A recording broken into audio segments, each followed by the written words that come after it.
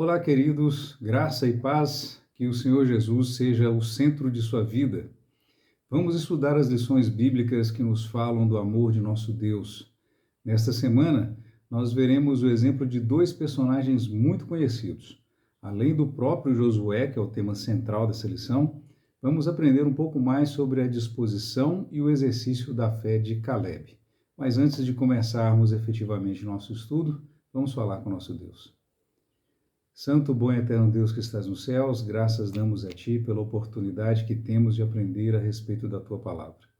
Obrigado pela Tua revelação, conceda-nos, por favor, o Teu Santo Espírito, para que Ele nos ilumine a mente e possamos compreender o que o Senhor tem a nos dizer. Essas são bênçãos que Te pedimos em nome de Jesus. Amém. A lição desta semana está intitulada Gigantes da Fé, Josué e Caleb. Esses dois homens de Deus deixaram exemplos positivos dos quais podemos nos beneficiar. Paciência, boa vontade e, sem dúvida, uma coragem inspiradora. Mesmo que eles não fossem perfeitos, acredito que eles são modelos que podemos imitar as suas qualidades. O escritor de Hebreus nos aconselha no verso para memorizar: lembrem-se dos seus líderes, os quais pregaram a palavra de Deus a vocês, e considerando atentamente o fim da vida deles, imitem a fé que eles tiveram. Na nossa caminhada cristã e na vida familiar, nós podemos confirmar que as palavras convencem, mas o exemplo arrasta. A segurança do apóstolo Paulo em seu próprio exemplo o levou a escrever em Filipenses 4, verso 9: o que também aprendestes e recebestes e ouvistes e vistes de mim, isso praticai, e o Deus da paz será convosco. E mais ainda ele disse: sede meus imitadores, como eu sou imitador de Cristo. Com esse pensamento, eu creio que seja justo fazer a pergunta: você se sente seguro em dizer a outros que sigam o seu exemplo? A lição de domingo vem com o título Fidelidade e nos traz a pergunta de número 1, com a indicação de leitura em Números 13, 6, de 30 a 32, e Josué 14, 6 e 14, e questiona quem foi Caleb, qual foi a sua importância dentro do povo de Israel. Embora não tão mencionado quanto Josué, Caleb foi a única voz ouvida no dia da provocação, conforme lemos em Números capítulo 13, verso 30. Ele disse: vamos subir e possuir a terra. Ele também era um dos principais de sua tribo, Judá. E há um destaque em Josué 14, 14 para a perseverança de Caleb. As únicas menções ao nome desse Caleb, filho de Jefoné, são todas positivas. Agora, eu considero importante fazer a leitura completa do início da lição e, em seguida, farei alguns apontamentos que considero importantes. O nome Caleb vem da palavra hebraica Keleb, que é traduzida como cachorro. Cachorro? Que cachorro é? Não sou cachorro, não. Que no Antigo Testamento é geralmente usada de forma negativa. No entanto, em cartas e hinos fora da Bíblia, o termo Keleb era utilizado para descrever a coragem, perseverança e lealdade de um servo ao seu senhor. Nesse sentido, Caleb honrou o significado de seu nome, mostrando ao longo de sua vida uma fidelidade inabalável ao seu Senhor.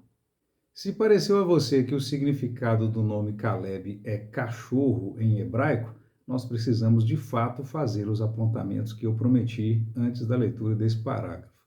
Primeiro, o parágrafo traz 3 informações importantes: o significado do nome Caleb, a consideração negativa do Antigo Testamento sobre os cães e sugere outro significado para o nome conforme fontes extra-bíblicas. Segundo ponto, o autor assume uma postura conservadora baseada na ideia de alguns comentários bíblicos que são categóricos em definir que Caleb, em hebraico, significa cachorro, por conta da sua raiz Kelev. Terceiro ponto, de fato, os cães eram desprezados tanto na Bíblia hebraica quanto no Talmud, que é muito lido pelos judeus, onde eles estão principalmente associados à violência e impureza. Impureza em nível espiritual também. Ao chamar um homem de cão no Antigo Testamento, referia-se a ele como prostituto cultual. Os judeus chamavam os gentios de cachorros, considerando sua impureza, porque não faziam parte da nação de Israel. Esse costume pode ser visto inclusive no Novo Testamento.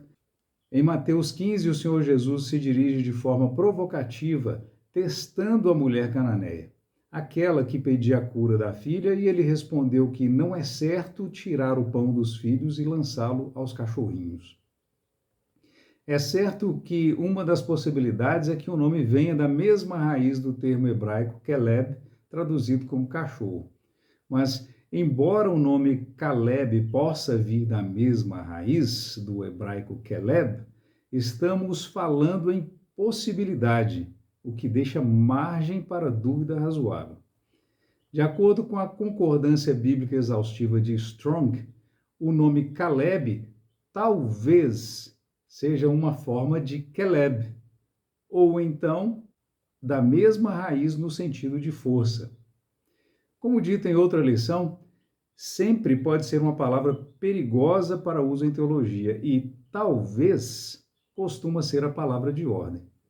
Esse talvez, encontrado na concordância de Strong, já afasta a possibilidade do nome próprio Caleb significar cachorro, e me leva, obviamente, a abraçar a ideia de que as palavras são da mesma raiz, ou talvez sejam da mesma raiz, mas a variação do nome Caleb está ligada ao significado de força. Embora o autor da lição não mencione quais hinos e cartas, as fontes extra-bíblicas são amplamente mencionadas por estudiosos e apresentam o sentido mais adequado ao nome Caleb, que seria coragem, perseverança ou lealdade. Há também quem defenda que o nome é formado por duas palavras, dividindo o nome Caleb em K e Lev. K seria traduzido por de todo e Lev é conhecido como coração. Segundo esse raciocínio, Caleb então significaria de todo o coração. Considerando o contexto em que os cães eram desprezados, lealdade, coragem e de todo o coração são opções bem mais adequadas que cachorro para o nome Caleb. Certamente essa não seria uma escolha divina, muito menos dos pais dele, ou de Jefoné, que era seu pai.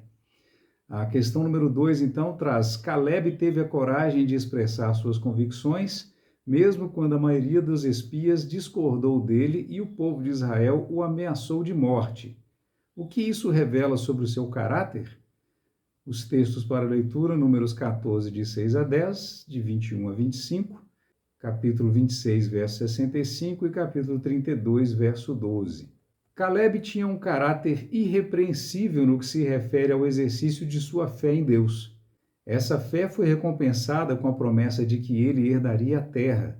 Essa foi uma lembrança constante do próprio Deus.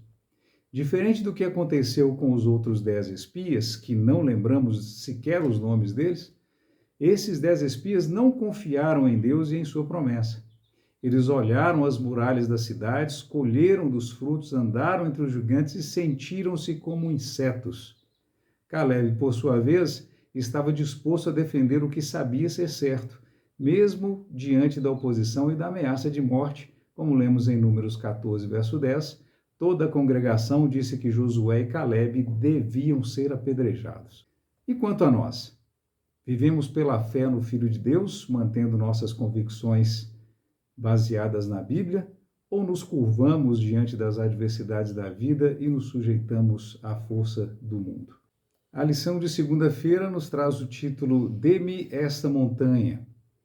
Leia Josué 14, de 6 a 14, Números 14, 24, 32, 12, Deuteronômio 1, 36, Lucas 6, 45. Como você descreveria a atitude de Caleb e Josué?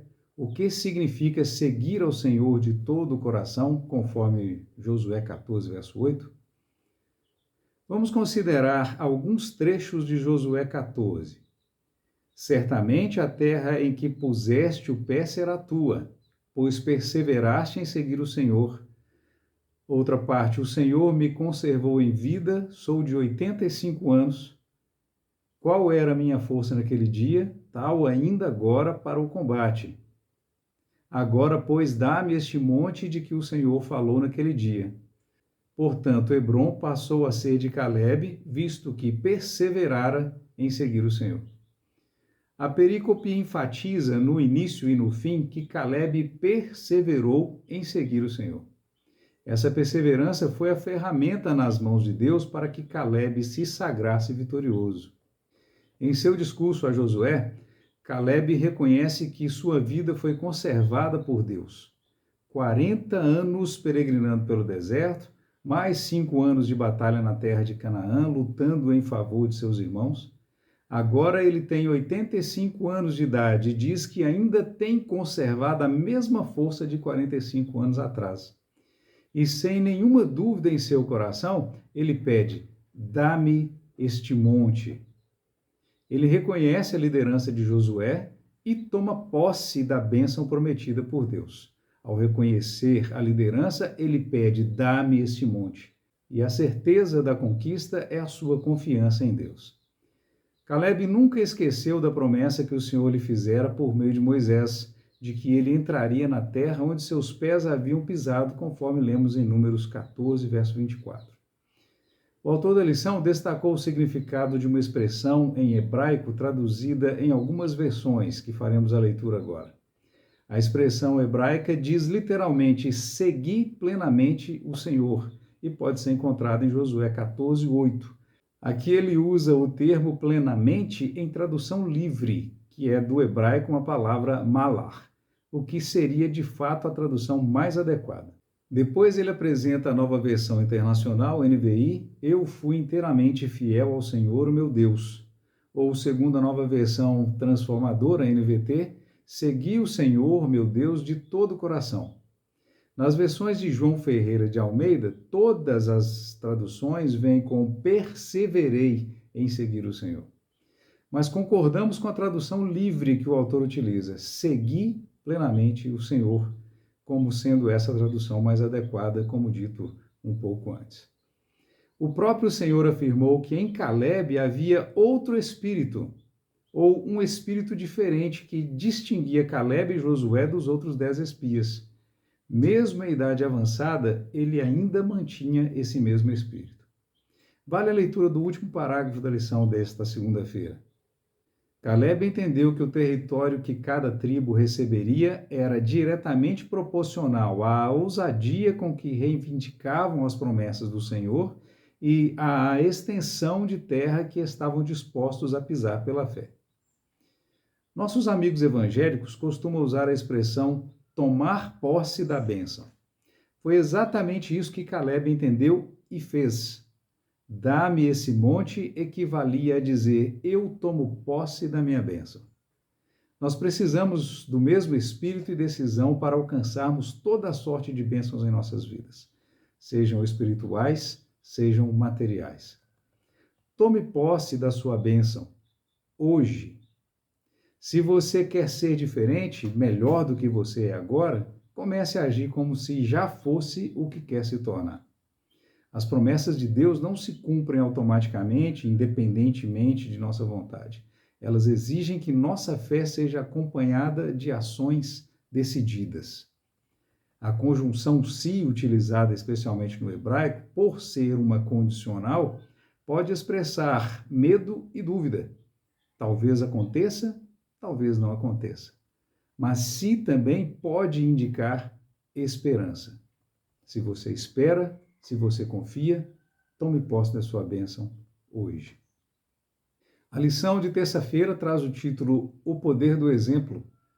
Leia Josué 15, 16 a 19, Juízes 1, 13 e capítulo 3, 7 a 11. O que essa história revela sobre o poder do exemplo? De que maneira a atitude de Calebe estava sendo refletida na geração mais jovem? Os textos nos mostram que tanto a filha de Calebe quanto seu sobrinho, que se tornou o genro de Calebe, eram representantes de uma geração mais nova, influenciada positiva e diretamente pelo seu exemplo. Calebe ofereceu sua filha Axa em casamento àquele que conseguisse conquistar a cidade de Kiriat Sefer. Otniel tomou a cidade e ganhou a mão de Axa.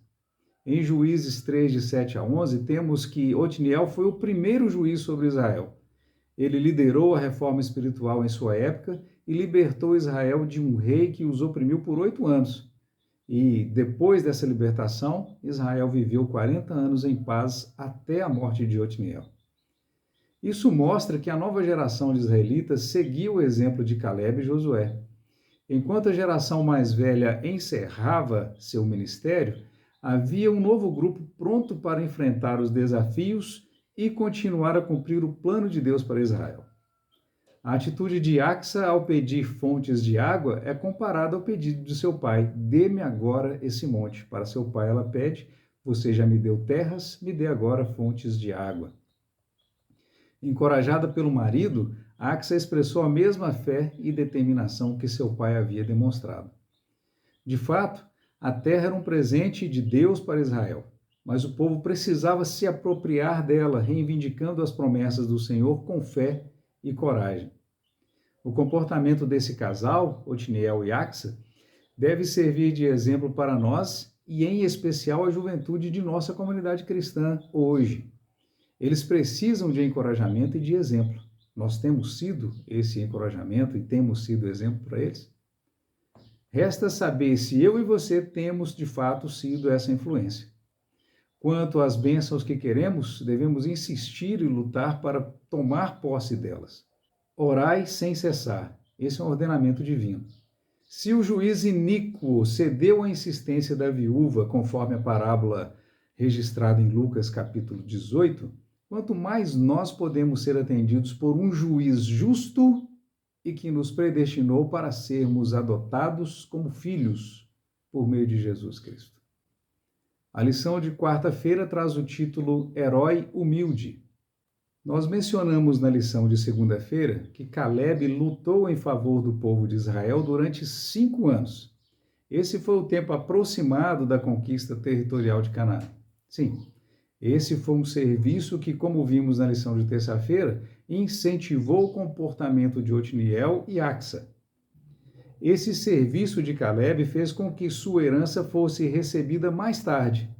Da mesma forma, deveria ser com Josué.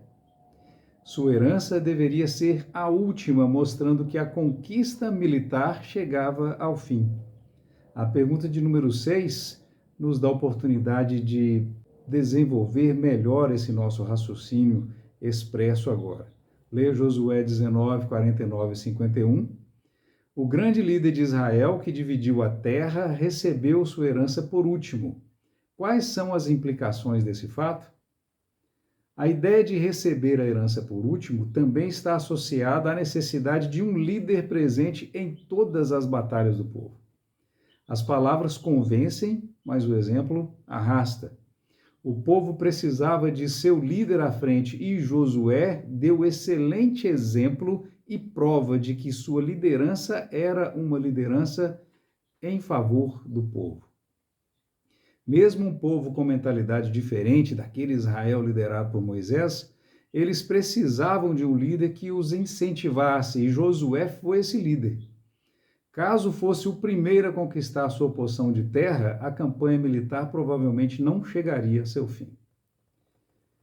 Não temos certeza se o nome da cidade herdada por Josué tinha o mesmo significado para os cananeus. Embora as línguas fossem muito parecidas, por exemplo, o hebraico era um dialeto cananeu, parece que a tradução de Timnat-Sera para território restante seja adequada apenas para Israel. Essa é uma história contada pela pena hebraica, mas não necessariamente uma ideia cananeia. No penúltimo parágrafo, o autor fala do desprendimento de Josué para falar da escolha entre as sobras. Não se trata de nobreza de caráter simplesmente, embora ele de fato tenha sido um homem de caráter nobre. Como já dito, ele esperou por sua porção porque ele deveria manter o ânimo da nação. E é preciso lembrar que toda a terra já havia sido distribuída no capítulo 13 de Josué, faltando apenas a ocupação. Pensando como Abraão, ele escolheu uma cidade modesta, mesmo que sendo necessária a sua reconstrução. Uma cidade longe das distrações mundanas.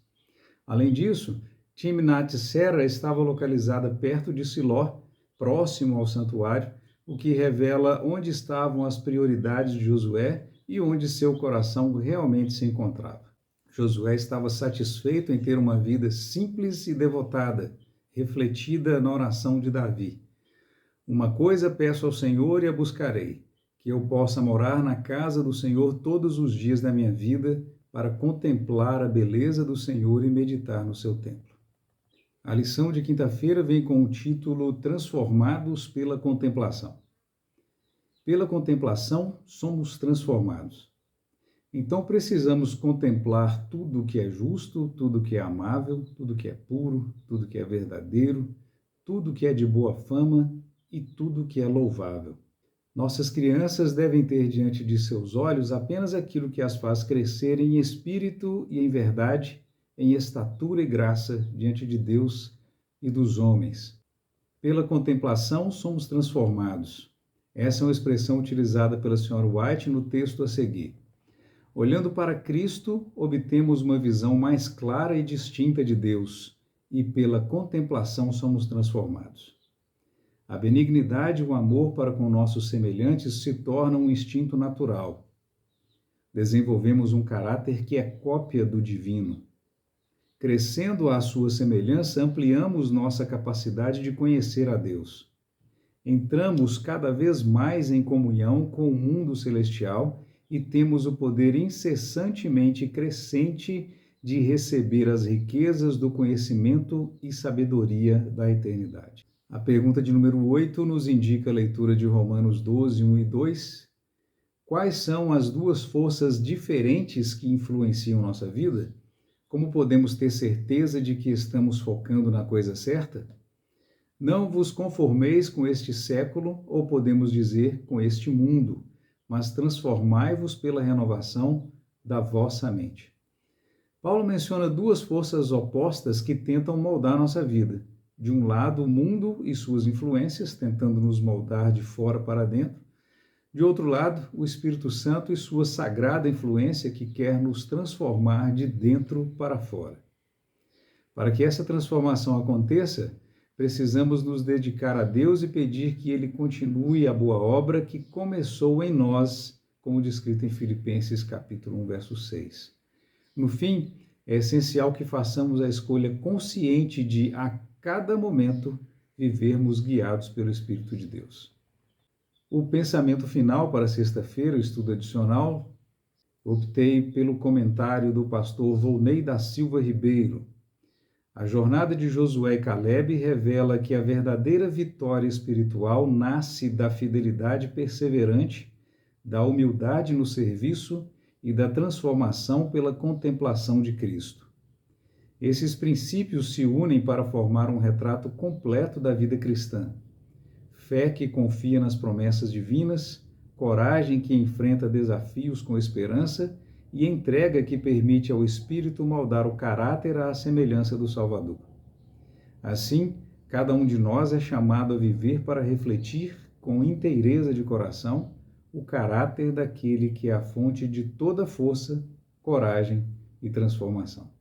Santo e bom Deus que estás nos céus, nós agradecemos ao Senhor a oportunidade de aprendermos um pouco mais da Tua bondade através da Tua palavra. Que o Teu Espírito Santo nos reavive em nossas memórias esses ensinamentos, para que possamos ter socorro em momento oportuno. Essas bênçãos nós te pedimos confiados em nome de Jesus. Amém.